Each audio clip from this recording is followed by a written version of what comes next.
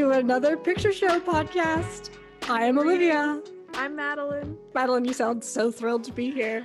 I'm always so excited yet nervous for the intros because I don't know what's coming. It's like, I don't know, when you were a kid, like your friend would like fake you out with like a punch to the face. You think me telling you what movie we're going to do is like me punching you in the face? No, but it's that similar feeling. I see. Well, for those who are new to the podcast, the premise is Madeline does not know what movie we're going to be watching each week. I tell her, and then we go watch it, and then we come back with our hot takes and big thoughts.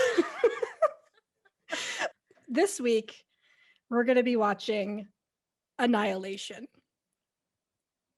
I've never heard of this. I've never heard of this. Like you just said a word. You're just like, this week we're watching Execution. I'm like, cool, that's a movie. What is Annihilation? Okay. Can you give me like a little nibble? Sure. I've decided without talking to you that the theme of this season is it like feminism? Is female-led movies. So female protagonists. Cool. So you were close.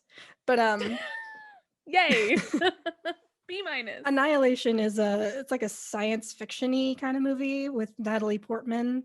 And it's basically like a whole gang of girl bosses going into like a weird bubble called the shimmer, where you go in and then people start disappearing.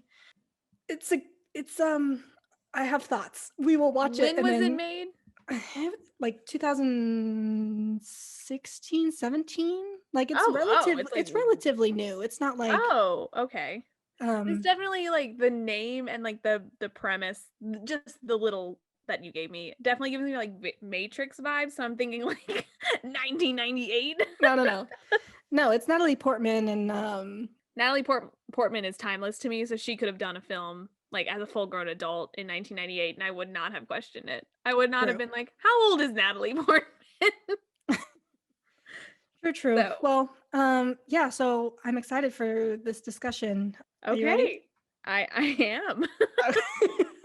Okay, so with that, we're gonna go watch Annihilation and be back with our review in 3, 2, 1.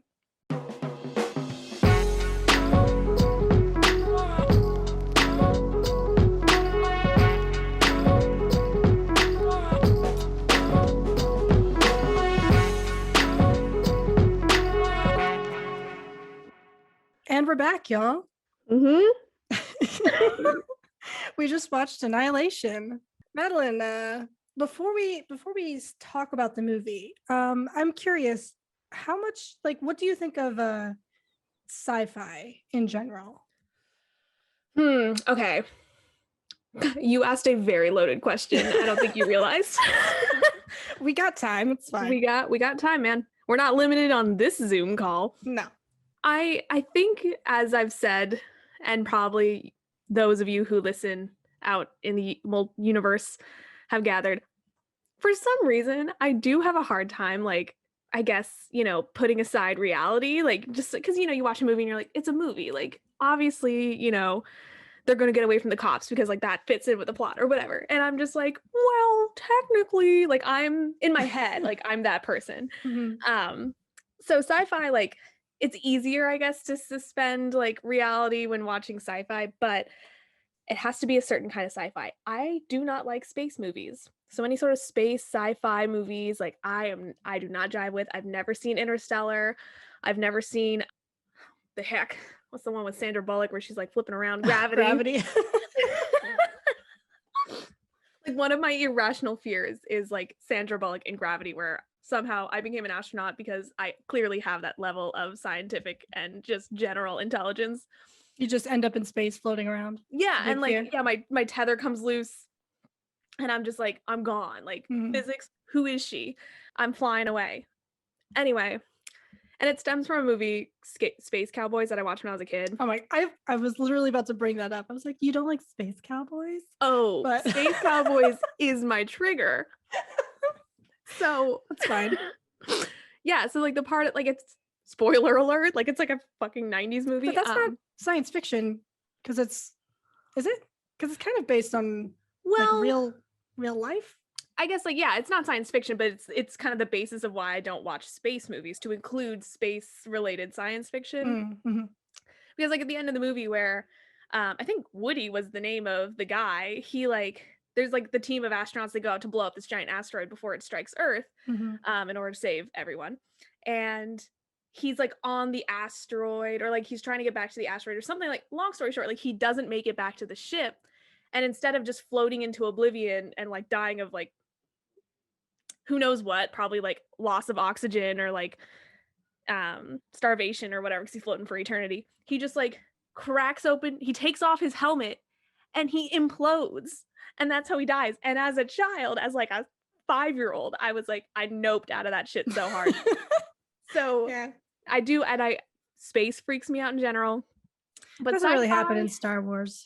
yeah, Star Wars is like, it's like quote unquote space, but like 90% of it's shot on a ship. So like you're Mm-hmm. not really thinking about space, you're just thinking about, oh, they're like, they could be anywhere. They could be in a submarine and you wouldn't really know until the shots of space are there, and they're like 4 seconds and it's just the ship going meow. So sci-fi in general, like it's okay. Like some are really cool, and then some are like, why am I watching this? And I'm leaning a little towards why did I watch this with Annihilation. Okay. So All right. I feel like sci-fi for me is pretty hit or miss. And this is a very interesting specimen that we will definitely dive into. So with that, Annihilation is a 2018 science fiction horror film written and directed by Alex Garland, based on the 2014 novel of the same name by Jeff Vandermeer. It stars Natalie Portman, Jennifer Jason Leigh, Gina Rodriguez, Tessa Thompson, Tuva Novotny, Oscar Isaac. The plot is as follows. Lena, a biologist and a former soldier, joins a mission to uncover what happened to her husband inside Area X, a sinister and mysterious phenomenon that is expanding across the American coastline. Once inside, the expedition discovers a world of mutated landscapes and creatures as dangerous as it is beautiful, that threatens both their lives and their sanity. So, that's Annihilation. Madeline, what did you think? Well, okay, my first thought, not about the movie as a whole, but my main gripe, I didn't like Oscar Isaac in this movie at all. Really? Like, I did not, like, no, his performance was fine. Like, you know what I mean? I just really felt like they, to me, did not click as a couple. Okay. Like, I did not understand why Natalie Portman's character was married to Oscar Isaac. Like, just, I don't know. I'm going to get into all the performances as a whole in a second, but sorry, as a that's movie, like that was my number one thing. Like when I saw him on screen, I was like, oh yeah, like because you see him on the cover of the movie, and I was like, oh, that's who he is in this movie. He's her husband. And then like the more he was in the movie, I was like, I kind of get why she cheated on him. No, I'm kidding. Oh, just kidding. I'm just kidding. Don't cheat on people. Obvious disclaimer. That's bad. That's bad. Okay, so the movie. Did you like it? I'd watch it again, mostly because I'm pretty sure it didn't soak in completely. Like I'm like, my brain's a really dried out sponge. I'm probably like 55% soaked. So I'd watch it again, and then I would decide if I like it or not. I was only able to watch it once this week. This week was crazy, but it was interesting. Like, it was an interesting narrative about, because it's very obvious that it's about like cancer and like dealing with cancer and that sort of thing. At least it was, I don't know if that's what it's supposed to be about, but it was very obvious. It felt obvious to me. Partially. I think you're on the right track. It's like a lot of it has to do with like cancer, because like the whole shimmer is supposed to kind of represent like a cancer cell, or like cancer in general, and like how everybody reacted within the shimmer is like supposed to be kind of like indicative of how different people deal, like people who have cancer deal with cancer. I do not know if the author of the book has cancer or if he knew somebody with cancer and that's why he wrote the book. Interesting enough, the movie is not really based, I mean, it's very loosely based on the book. So the director, Alex Garland, read the book. The book is one out of a trilogy. The trilogy is called Southern Reach, I believe. And so Alex Garland read the first book that the author wrote for the trilogy and didn't read it again. And then just he was like, basically it's like if you are in an English class, right, and they're like, read this book and then write a report on it. So he read the book and then he was like, I'm not going to read it again, I'm just going to write what I dreamed about after reading after reading this book. And that's basically what the movie is. It's like 15% based on the book.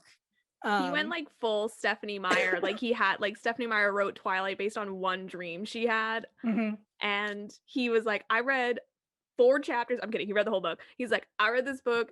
Fuck the specifics. I'm gonna go with what I got in my brain. Yeah. Love it. Love that for him. So I'm gonna just say I have a love-hate relationship with this movie.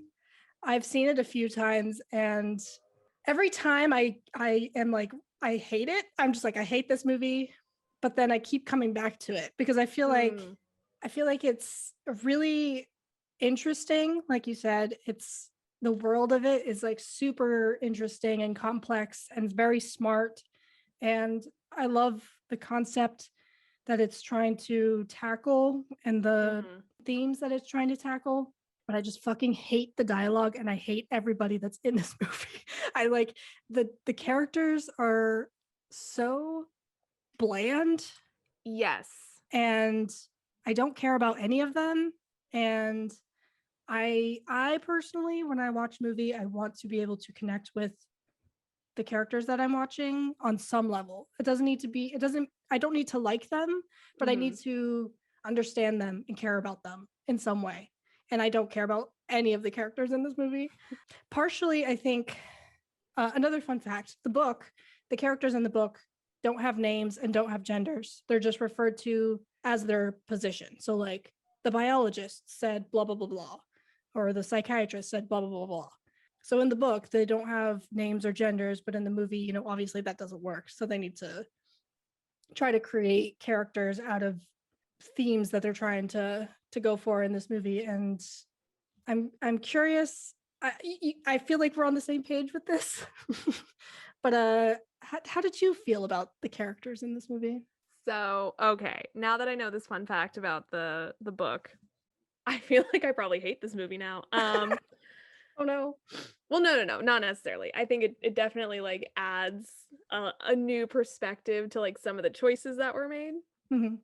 Yeah, I kind of wish I'd read the book, or at least the first one, because obviously director was like, fuck the details. So yes, okay. When you were talking about the dialogue being terrible, I agree. I was like, I checked out, honestly, like half the scenes they were talking. Mm-hmm. Because it's like the movie's like beautiful, like all like the flowers and like the creatures even like were like incredible. So like I'm focusing on that. I'm like, ooh, like and then they're like, oh yeah, let's get to the lighthouse, and I'm like, shut up. Like my other gripe with it is like them trying to be like, aha, a team of women going in. This ought to be a completely different, it's like Ghostbusters, completely different operation than when we sent in all these soldiers. Now, if they had been like, we're sending in scientists, this might have a different result than sending in a bunch of soldiers who may not have a scientific background. I feel like that would have been like, which they kind of said, but they were definitely like, females, yeah, which yeah, I think now drives me nuts. Yeah, I wanted to ask you if you thought that it was effective in having them all be women, because it definitely felt like a very serious Ghostbusters, Yeah, it felt forced. The all women thing felt a little forced, but what I did like about it was yeah, now that you say Ghostbusters, I can't get it out of my head. But prior to you saying that, I feel like they did do kind of a good job of them just being like, we're here to do a job. Like, yeah, I don't know. yeah. They didn't change how they behaved because they're women. Like, they didn't make them like super hardcore, like, we're gonna shoot everything, like to like, I guess, compensate for the fact that it's all women. Like, I feel like they were very like, if I was trained as a soldier and a biologist and I like, was geared up to go in, I don't think I would act very different. I don't think I I'm feel gonna like go they were full just kind Rambo. of bland, to be honest. Oh All yeah, of yeah. them. No, they were the characters like actual personalities aside, they were just like vibing out. Like Yeah. they didn't the direction of the movie didn't like force them to be like, you know, full metal jacket, like let's kill some bitches, like go absolutely ham sandwich Yeah. to I mean, I compensate think for the they fact that just they're women. I feel like the director and the writer made the decision to make them women because I don't know, they thought that it would be more interesting. They felt like It was not. it would be yeah, I mean I feel like they thought that it would be a more interesting progressive take to have all the characters who, in the book don't have genders, don't have names, so it would give them room to write them as women and make it like a female empowerment thing. But I don't think the movie itself is bad because they're all women. I don't think it was Right. like a bad choice. I think that they just didn't write them very well. Like their motivations and their personalities and all the nuances that could have been there aren't, because they're just very one note and one dimensional. And so therefore it's like really boring, and like I don't know if it would have made a difference if they were men. Yeah. So Yeah, exactly. It's like, not cool, whatever. But I think what also annoyed me, especially when you said like one note, was like the fact that all of their backstories were explained literally each in a sentence as they were canoeing through the swamp. yeah. And she's like, oh, she's a former addict. Tessa Thompson's character used to hurt herself to feel alive. And then the leader has no friends and she has cancer. And like you're just like And the other one, her daughter died of leukemia. yes, she also had cancer or something like that. And you're just like sad, but and we're all damaged goods. That I hated that line so much. No, everything that they say is just so cringe. Like the movie as a whole, the world around them is so interesting and so complex and like I don't know, just interesting. I don't know another word. And then they speak and it's like the movie can't decide if it thinks that the audience is dumb or if they think the audience is smart enough to like understand what's going on in the movie. Because every time they speak, it's just like, it's refraction or whatever. Like it's just like, it's tumors. I'm like, okay, we can see it. Like you don't need to describe that the flowers are mutated every single time we see them. Like Yeah. it's really watered down and like takes away from the complexity of the movie. I feel like it goes back and forth between patronizing the audience and trusting the audience to kind of pick up on what's going down. Yeah, I definitely feel like I'm in the audience is stupid category because when they were like, it's refraction, I was like, what? I was Googling what refraction was, like quick pause the movie, quick YouTube video on refraction and then back into it. And I'm like, oh, yeah. I get it. Yeah. I too finished my physics PhD at Cambridge. So funny. But I agree with everything you just said about their dialogue. It was trash. Like now I'm starting to hate this movie more as I think about it. I'm going to start listing the things that pissed me off. One. Actually, let's say what you like first. If you feel like there's more things that you didn't like, let's start with what we liked, and then we'll trash it the rest of the time. Okay, fine. Yeah. You can only have to say one nice thing. Yeah. Okay. Visuals and the concept of the world, amazing, beautiful. Yeah. My favorite part, or like my favorite, I guess, like shot was like the soldier they cut, like in the guy whose stomach they cut open in the video. His like intestines moving. Well, that was cool. But like when they found him in the pool, oh yeah, and his like body had like expanded into this like weird, like mossy, flowery like creation. Yeah. I could not stop staring. I literally paused it. I could not stop staring at it. I thought that was impeccable. I thought it was beautiful. It's like an art installation. Yeah, it was incredible. It was amazing. I want that tattooed on my body. Like I love it. And then it was ruined by is it Gina Rodriguez was the soldier? Not the soldier, the EMT. I believe so, yeah. Yeah, she was like, "It's not real. It's not." I'm like, "There's there's a skull up there." Like, Yeah. what? And then she's freaking out, and the knife's in the pool, and Tessa Thompson's like, "I don't want to be here." And then they just leave, and I'm like, if I was like them, I'd be like, "Well, we're in some shit, but that's pretty fucking cool." Anyway, so the visuals were beautiful.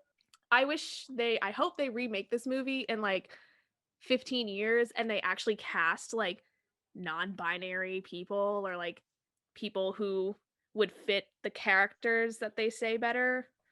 Or I just mean, write them better. or write and write them better.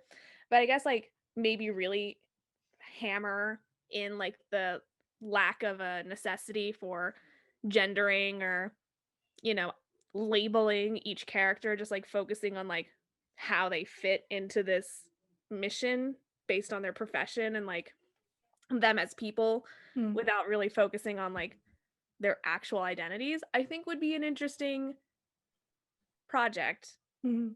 If anybody in 15 years wants to remake this movie, or like in 5 years, I don't know like what the timeline is to remake a movie. I just feel like a decent amount of time has to go by for people to forget what they saw and then bring it back. I love the last 20 minutes of this movie. It's like that. I feel like that's the only reason I keep coming back to it. You know, when she goes into the lighthouse and everything that happens after that. Mhm. I have gotten high and watched that sequence so many times because it's so cool. Like it's just like the visuals are insane. The audio, like the sound, whatever they're doing, it's just like so cool. I don't know. It feels like that part of the movie can be its own thing. It could be its own short film. And then everything before that is really kind of boring, to be honest. And but I mean, obviously the visuals, like you said, are incredible. The pool, the guy with his intestines growing out onto the wall, and like everything is just insane. That they The scream bear was my the bear, the flower people, like it's all very very beautiful and well done. And almost all of it is, well, not almost all, but like a good chunk of it is practical effects. So like mm. it's not CGI, which I don't know how they did that because, They put a giant skull on a bear and they just made it romp well, for the around. bear they had a man in a bear suit like Boo. shadowing where the bear would go, and they CGI'd it in later. They, for the guy's intestines, they like made a prosthetic to go over his body so that like he was actually cutting into like the prosthetic and peeling back the skin, and the intestines were actually moving because they had the intestines going out the back of him behind the wall behind him, and there was somebody like moving the intestines back and forth. Oh, what a sick job. I want to be the intestines girl. It's like really impressive. Oh, fun fact about the bear. The the like company that designed, or the whoever designed the bear and like kind of came up with the concepts and animated it and all that stuff are the same people that designed Paddington. Um Imagine like they're doing the same project, like they're doing yeah, both projects at the same time, and they're like, they "Here's know their Paddington." bears. Like, yeah, the makers of fucking Paddington like get this email, and they're like, "Here's the final like workup of Paddington." They open up this horrifying monster. And it's like, Whoops, wrong folder. My bad. and then Annihilation people are like, "Oh, sick! Let's see this freakish bear." And then it's like cute little Paddington. Oh, I would love that mix up. I hope it happened. Paddington is named after like a really nice station, like train station in England. And this bear, because he's like really gross and grimy and like icky, they named it Morton or something after a really, really gross train station in England. That's cute. I wish I had the name in front of me, but yeah, the design of the bear in this movie is really, really effective. I think it's really scary. um, that's the first moment in the movie that it kind of actually turns into like a horror thriller. Because Yeah. before that, it was just kind of like, what's going on? We see the flowers, and Natalie Portman's like, this doesn't make sense. They're all growing from the same plant. And we're like, okay, sure. It just looks like a wall of like fake flowers from Michael's, but okay. And then we see the like tumor stuff on the wall, or the like fungus on the wall, and Natalie Portman's like, it's like tumors. It's like, okay, thank you, Natalie Portman, for your exposition. And then we see the alligator, and that's like the first creature we see, really. And it's not, it's just looks like a normal alligator, except for it's got a lot of teeth. It's like an albino alligator. Yeah, it's like just really a white alligator, and it's got a lot of teeth. And so that's like the first, we're like slowly escalating our understanding of what's going on in the shimmer. And then we meet the bear, and that's like the first like horrifying example of the shimmer refracting something's DNA and connecting everybody together. Yeah, the thing about the alligator that was another thing that kind of annoyed me was like the jump that she made from like the flowers being all part of one. Like obviously you can tell like all these flowers are connected to the same vine structure. So ipso facto, they are one thing. And then opening an alligator's mouth and he just has like 8 rows of teeth and you're just like, yeah, it's definitely the same thing that's happening with the flowers. I'd be like, I'm not a scientist, so I can't think like a scientist, but in my head I'm like, that's a leap. That's a big leap considering your only evidence so far Yeah. is this like chain of flowers that are all different. Yeah. I think that's a big problem with the dialogue, is they just make these super huge jumps in logic that, it's used to move the plot forward to help the audience kind of keep up with like, what's going on with the shimmer. Big, but I feel like it didn't dumb need to baby be, audience needs to know why we here. I don't know. It didn't work. Didn't work for me. Me either. I was kind of bummed they killed the alligator. I wanted them to like befriend it, but I don't know. Yeah. That wasn't possible. Were you scared of the bear? No. It scared the bonkers out of me when it first came and snatched Shepherd. Snatched her and dragged. I was kind of sad. I was like, really, her? It couldn't have been the frigid one, the one with the map. Of course it would. Of course it wouldn't be the frigid one. The frigid one with the map. The psychiatrist. I was like, why did it have to be her? Like she was like cute. So I was like kind of sad when she got snatched up by Scream Bear, Morton, if you will, and dragged away. But no, when it came back, the part that freaked me out a little bit was when it attacked Gina Rodriguez's character and like slapped like the bottom half of her jaw off. I was like, oh, that like, I was like, ew. But no, Scream Bear, good, got me good the first time. But then the second time I was like, because when she ran out, she's like, I'm coming. I was like, it's going to be the bear. Like I kind of knew when Gina ran out to help that based on the evidence that they had discussed in previous scenes that you made the mental leap. Yes, the bear had adapted some sort of, I guess, like had just evolved hella quick and was like, I'm gonna start screaming. Yeah. You will hear me. And then he ripped out Shepherd's throat and like genetically when you find her body, her throat's him. missing. Like it ripped out her throat. Yes. Thank you for pointing that out. I forgot. Her DNA and her screams became a part of the bear, because that's part of the shimmer, is everything's kind of becoming a part of itself. Everything is kind of becoming a part of each other.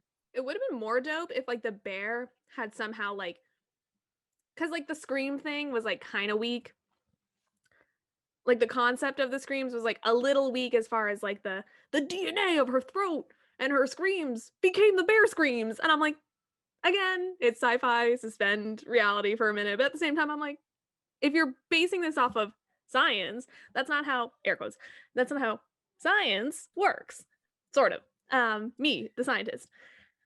So it would have been kind of cool if the bear had like, its DNA had been like interwoven with some sort of like mockingbird, which I'm sure existed in that swamps, that forest. So it would have like, if they had some sort of like exposition of like the bear like mocking like noise around it, and then therefore it can mock her screams.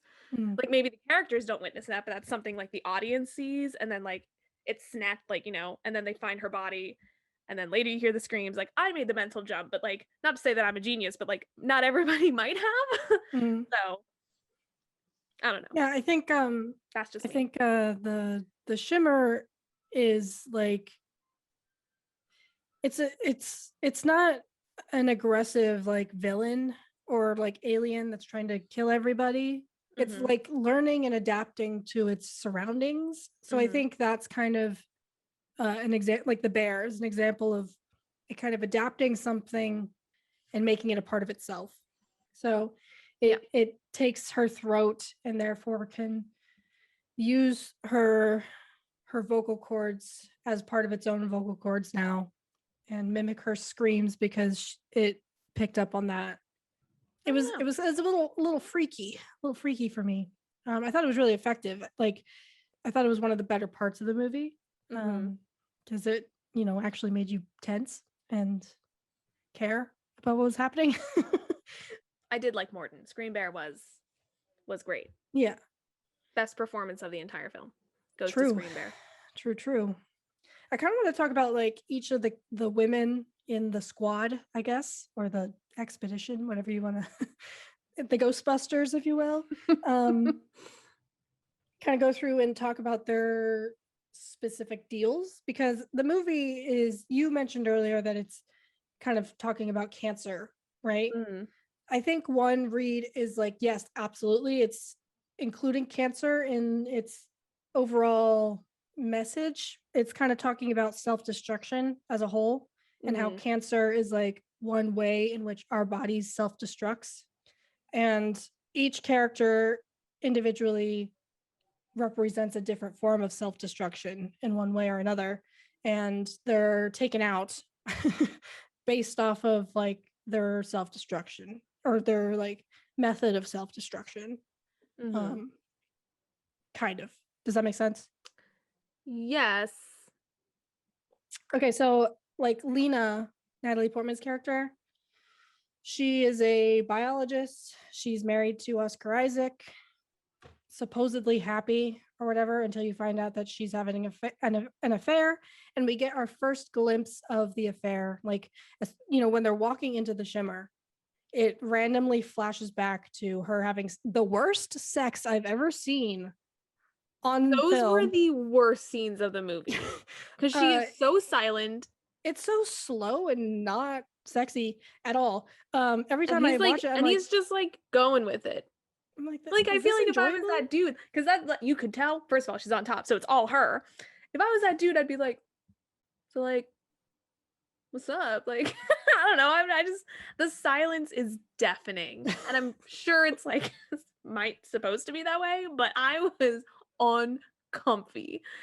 It just doesn't look sexy. It doesn't look enjoyable. I don't know if that was a choice, but Well, it was a choice. yeah, I I don't know don't if it know. was It, the it right one. flashes back to Natalie Portman slowly riding this man before she walks into the shimmer, or as soon as she walks into the shimmer. And I think that is, Insert instrumental version of Pony.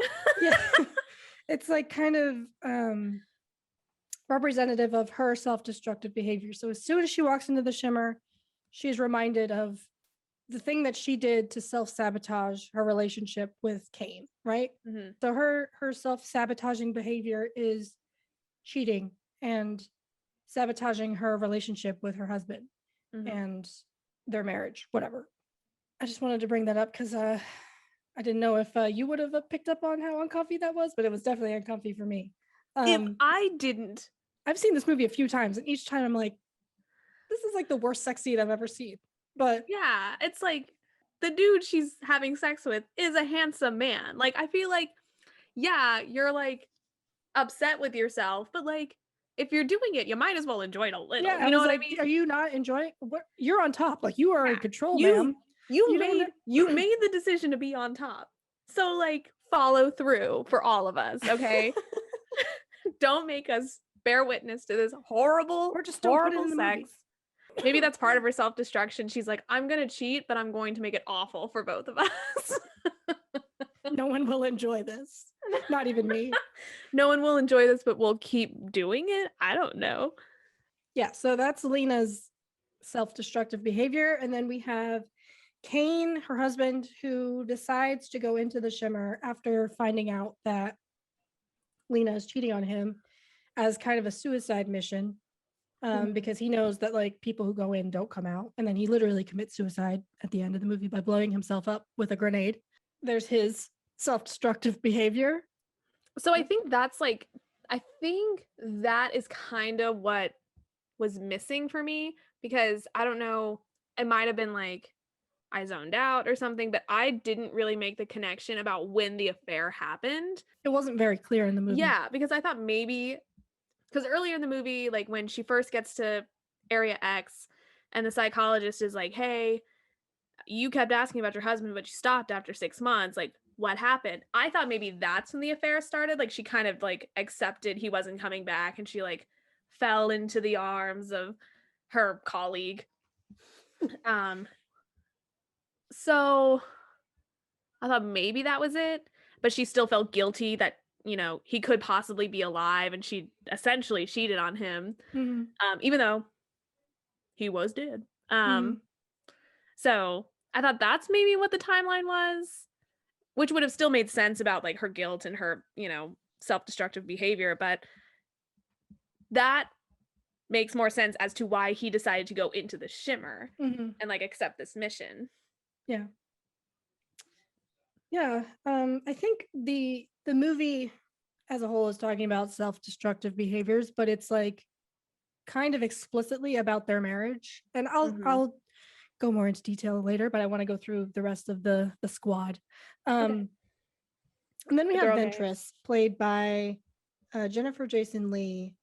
She's the frigid one that you mentioned earlier. My apologies, but you were frigid. I did not dig her performance. I didn't dig anybody's performance in this movie, except Natalie Portman included. I just didn't like it. But Jennifer Jason Leigh, she's just very frigid, as you said, throughout the whole thing, and just kind of like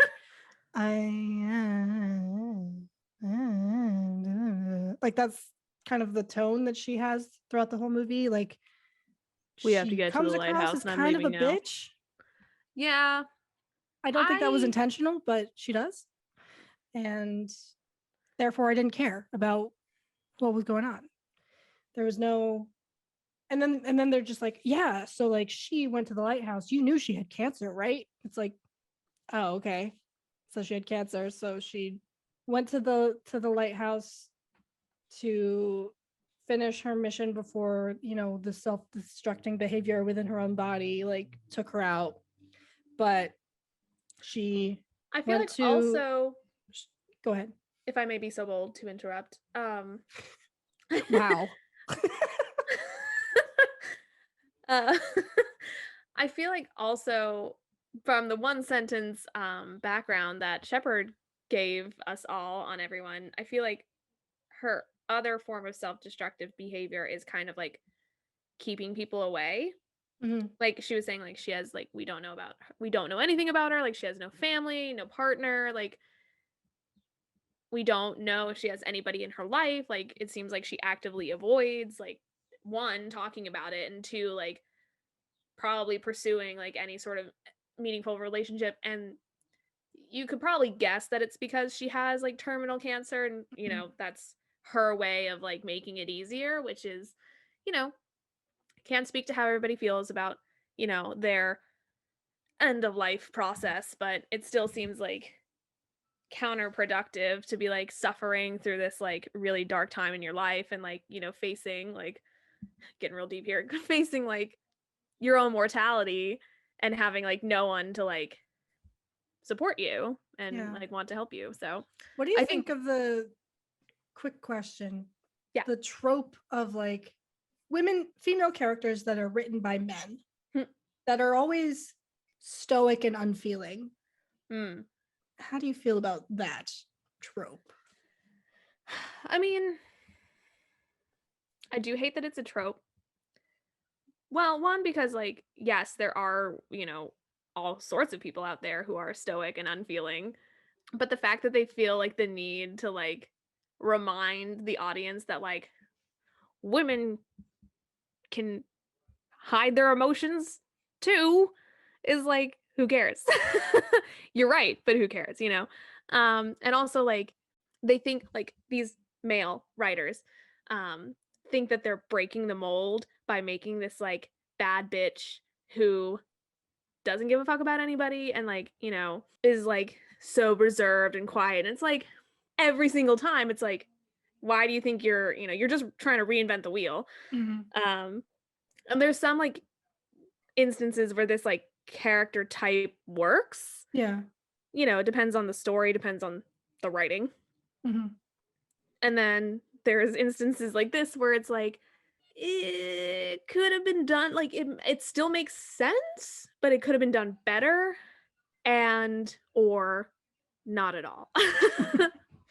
Well, I think within the squad, there's two extremes. There's like the stoic, unfeeling women, like Lena Mhm. and Ventress, Mhm. and I guess Shepard, or I they're think like she's more like the middle super, ground, sorry. yeah, yeah. I mean, or they're just like erratic and emotional, like Gina Rodriguez's character. She's an ex-drug addict, so her self-destructive behavior is implied to be addiction and Mhm. using substances that are slowly killing you from the inside. Mhm. And her like anxiety and erratic behavior that comes from that addiction is what ultimately drives her crazy in the movie and gets her killed. Yeah, so I don't know. Just the trope of the like stoic woman that is unfeeling and it's just like I'm gonna do this myself, and then like is mean to everybody else for like no reason. I don't know. Like I've never vibed with that kind of character. It almost feels like they took Ventress was like the quintessential like high school principal in like all these early 2000s movies where they are stoic, like unfeeling women, Mhm. and then just like gave her a psychology degree and plopped her into this movie. You have cancer. Go, You have go cancer. act. Go, go, Ventress. Um, be unfeeling. Also, although now that I think a little more about this trope, it is kind of funny how like so in this movie where it's all women, like Ventress does like to the end does not give a fuck about every single person on that squad. And I've noticed in movies where it's like where maybe the lead is a man or Mm, a boy or whatever, they eventually like not like it doesn't even have to be in a sexual way. It's just like they win over the affection of this stoic, unfeeling woman. Like the high school kid somehow like befriends or like gains the respect of the principal or, any other like squad movie like this, like any other like there's a team of people and they're going in and like the stoic bitch is like following them. mm, Like the lead who is fucking Ben Affleck, I don't know, like he eventually like wins, like earns her respect and earns her trust and earns her like gratitude, you know what I mean? Like eventually mm. gets like pulls some sort of a emotion, air quotes, out of her.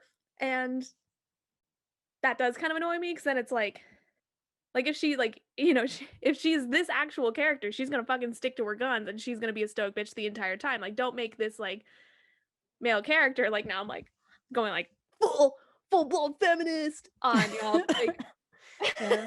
but like keep her character like consistent. At least Ventress was consistent to the very end. She was like, I feel everything, blah, and then she like, like turned into a raisin and disappeared. She said the name of the movie and then she exploded. Yes. I was thinking of that like Leo DiCaprio meme where it's like him and I think it's Django where he's like pointing. It's like the memes like when you hear the title of the movie in the movie and it's like he's pointing. That was literally me when she said it. I was like, with Said my the name beer, of the like my movie. beer bottle, like point at screen. I was like, huh. But what she said like didn't make any fucking sense. You're just like, what? Huh? I feel it inside me. It's annihilation. And then she's like, ah! And then like her body turns like inside out, and then it's Yeah. just this like glowing like butthole. Like True. I had never thought of it as a glowing butthole, but that is accurate. Thank you. And Natalie Portman is she's drawn into it. looking right into the eye of the storm. Yeah. So back to the frigid. Sorry, to circle back. Yeah, to get back to the people and their self-destructive behaviors. Yeah, Ventress is her cancer. Gina Rodriguez's character is her addiction. Tessa Thompson's character was suicidal. You know, she used to cut herself, and it's kind of that's why she would wear long sleeves all the time. So you don't see her scars until she becomes a flower person, and like the plants are growing out of her scars. And hold on, I don't think you caught my first 5 eye rolls. Oh, you're right. I had to go full screen for you. Yeah, thanks. So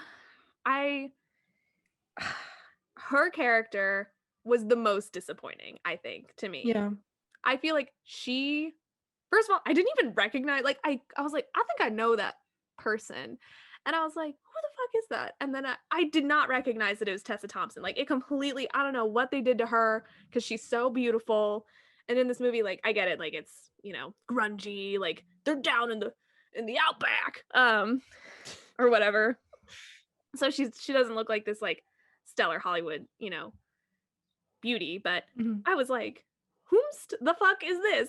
So I had to look her up, and I was like, holy shit, that's Tessa Thompson. But her character had so much, as far as like backstory, as far as like, you know, she was obviously like, you know, she self-harmed in the past, like that's her self-destructive behavior, as you said. But like, I want to know so much more about her. Like, she's brilliant. Like, what did she do to overcome all these obstacles? Like, why? She became I get a the plant. shimmer, like, sorry? She became a plant. Yeah, and then she became a fucking plant. I mean, she's one of the examples of like one of the characters not trying to actively fight the shimmer. So therefore she becomes assimilated with the shimmer instead of annihilated by the shimmer. So Madeline just aggressively pointed at me like the Leo DiCaprio like the meme. Yeah, I don't know. It's just like, I get it. I get it, movie. I get what you're going for. And I guess because she kind of accepted what the shimmer was. Like, she figured it out. She was like, okay, so we're like, all I was right about the refraction, wasn't I? And then Natalie Portman's like, yeah. And she's like, wow, okay. And then she walks off and becomes a plant. It's like, okay, well, that's all that she needed to. Yeah, because like what a sad goodbye. Like, what a fake scene. Because like, if I was in her position and I was like, okay, so this is happening, and I was in the position to be like, you know, fuck it, it's fine, I feel like I would say something more meaningful than just, you know, Ventress wants to cure it or stop it, you want to fight it, or something like that. She said something weird like that, and she's like, and I want to become it or whatever. Yeah, she was like, I don't, like, some of us just don't want either. And then she like walks away, and like she's turning into a plant as she's walking, and I'm like, wouldn't it be much more badass if you were like, let me think of a really cool pose real quick, and you were like, oh. She just walks away. She just walks away, and just like, as she's walking, what if you're in this is my forever pose for the rest of my life? I will be plant in the Running Man somewhere. Yeah. In this freaky alternate universe of Florida. So I'm just gonna be sad looking mid-step. No, I'd be like doing the splits. I'd be doing a headstand. I'd be like, shimmer this, like mid cartwheel. I shimmer this.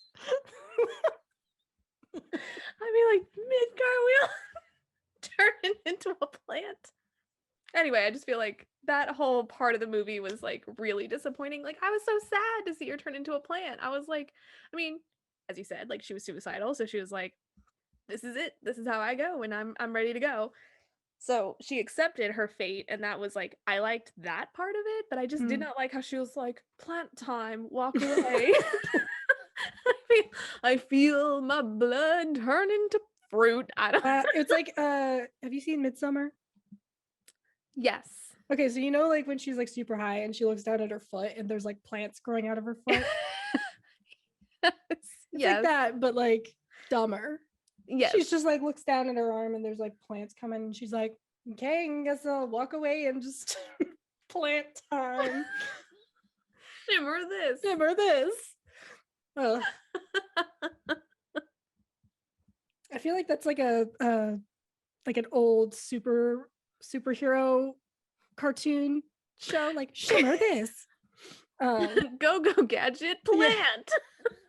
Yeah. Like the Wonder Twins, but Shimmer this. Form of a bush. Form of the plant. A shrubbery. Yeah.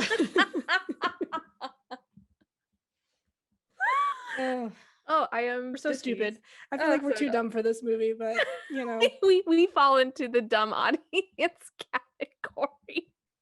I think that's like one of my biggest problems with the movies though, is like it is trying to be so smart. And it is so smart, but it knows how smart it is. And like half the audience is like, I'm just here for, you know, a fun sci-fi movie.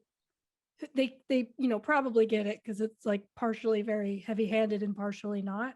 Yeah. And then there's the like film bros out there who are like, make this the Rick and Morty of movies, where like you need to have a IQ of whatever in order to like, get it. And then and, like, do you understand metaphors? Because this movie is brilliant. And I'm like, calm down. Like, calm down. Like this movie has potential to be really good, but it also is not has a really awful dialogue and like character development. And it's fair for me to point that out. I can understand the metaphors in the movie and still think you're an asshole for like trying to, you know, think that you're smarter than the average viewer, you know? Yeah. Stop gatekeeping Rick and Morty. Rick and Morty is a fun show. Like, I don't understand why people have to ruin it by trying to make people feel dumb. Men out there. Yeah. Talking to you. All men. Hashtag yes, all men. How did we feel about the like structure of the movie? You know, we open with Lena having already been in the shimmer. And so we automatically know that like everyone else that went in with her died, obviously, because she's the only one left. So like when you start out with like the ending of the movie first, like I don't know, I didn't quite understand the need to do that. Like if we had just gone through the story linearly or like chronologically, I can't speak. I'm getting drunk, everyone. Yes. Chronologically, there wouldn't have been that. We would have had more tension, so like we wouldn't have known that everyone else had died, and she's the only one that made it out. I don't know. The structure of this movie was kind of dumb because like they would cut back to like the present, like back to her being interviewed by the dude in the hazmat suit so randomly. Like something crazy would happen, and you're just like, oh. And then it's like this dude in a hazmat suit, like it's just a close-up shot of his face behind this like hazmat shield, and you're like, ah. So he's like, Benedict Wong plays the guy in the hazmat suit, and he's kind of like the like stand-in for the audience, being like, well, what happened next? And it's like second best performance. We didn't need that. We don't. I feel like that's what made the movie dumb. Like, yes, we didn't need that. Yeah, because it would be like she would do something that was like stupid obvious, like why she did it, and he'd be like, why'd you do it? And then she's like, I'm not even going to like insult myself by answering that question. I'm not gonna dignify that with a response. Yeah. Oh, so funny. I was like, yeah. So it would cut back to like the end or whatever. Back to what I was saying about the affair. Like I just feel like that cut in, like the first time when they showed it, like makes sense because she's like, it's obviously showing us like how she is self-destructive and like basically how she fits in with this, you know, girl squad. I don't know. I just feel like, but again, they just like, and then when they cut back to her with Kane, like with her husband, and like the conversations they had and like shit like that. I don't know. I was just kind of like, I don't need any of this. Like, we need it because we need to know like their relationship, but like I also didn't need it because I didn't like them as a couple. So I think left a lot to be desired. yeah, I think it's interesting that you didn't like them as a couple, because I feel like the whole movie is about like their marriage and them like going through this traumatic event and becoming different people because of it, then coming together as different people but trying to make it work, you know? Mhm. So like Yeah. the Kane that came back from his mission is obviously the duplicate Kane. Right. It's not him, but it has his DNA and has the memory of Lena. And that's it. Yeah. That's all he has. So he's like pretty much starting from scratch and is just learning as he goes. Lena is the same Lena, or at least my interpretation. She's the same Lena that went into the shimmer, but the shimmer is a part of her now. Mhm. And so she's also different and evolved because of the shimmer, because of the traumatic event, because of the affair, whatever the metaphor. Um, and they come together at the end as two different people who barely know each other but are coming together to try again, essentially. Can we jump like to the very, very last like 4 seconds of the movie real quick? Mm-hmm. Yeah. So like, yeah, she comes in. Okay, like the last like minute, because she like comes into the quarantine room where Kane, who she now knows is not the original Kane, she goes in to talk to him, and she's like, "You're not Kane, are you?" And he was like, "I don't think so," which I thought was an interesting response. I liked that. Because like genetically he is, but like he's like, I don't know anything about Kane, so like Mm-hmm. I guess I am, but I'm not. So I liked that response. But when they hugged, like both of their eyes were like glowing. It was almost like it felt kind of like he was like mind melding her. You know what I mean? He was like wow wow wow, like his eyes were like glowing, and then cut to her on the other side of the hug, and she her eyes were also glowing. So I wasn't sure if it was like them like they still had both of them. Obviously, one was a product of the shimmer and one absorbed the shimmer, I guess, or Mm-hmm. like at least in like a mental, like emotional state, like the shimmer is part of her. So that, their eyes were like glowing, and I was like, what? That the ending, it's like the spinning top from fucking Inception. It's like, what does it mean? Mm-hmm. Because it wobbles a little bit before it cuts to the credits.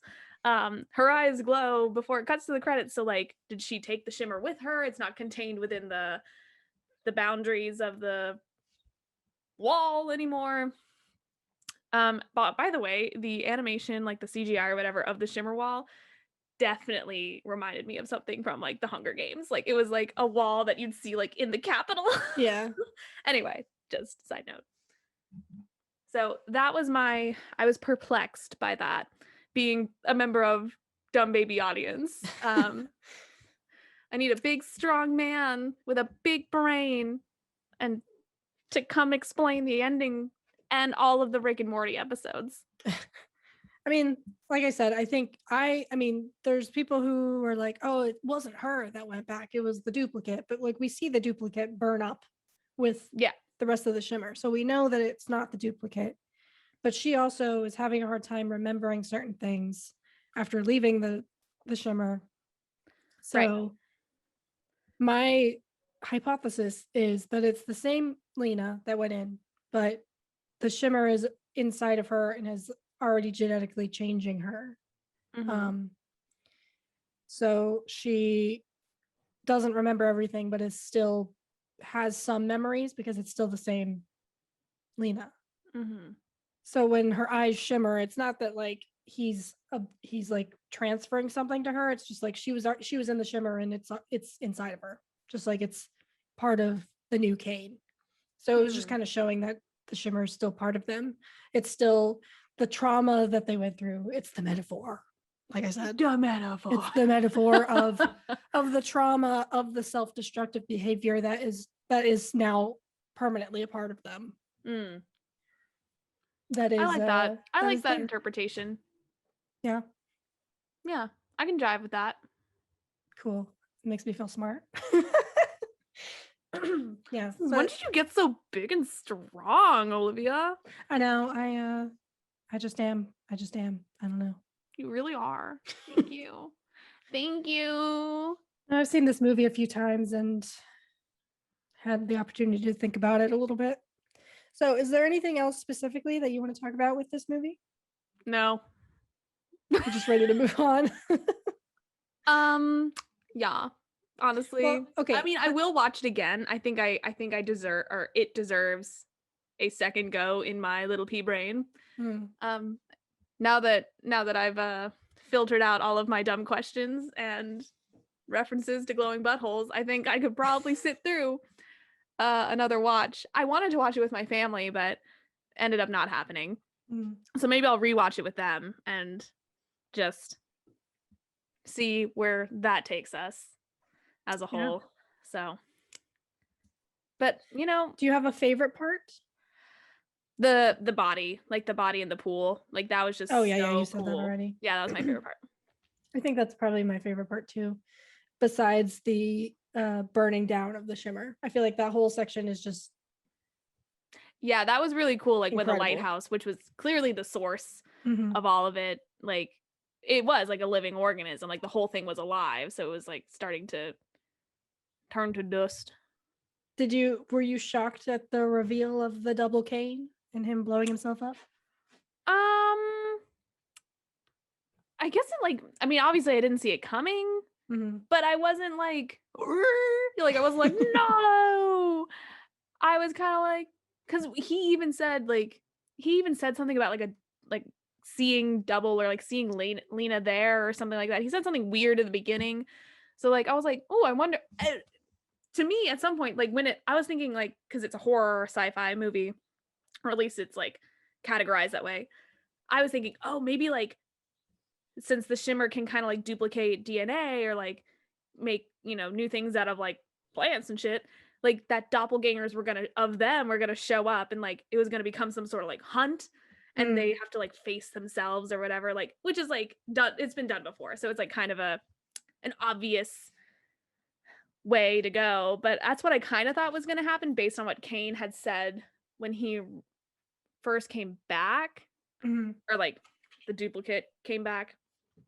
So no, it did not surprise me because I was like, it's not gonna be some random dude who like shows up and is like, oh sick, yeah, I'll hand you this grenade.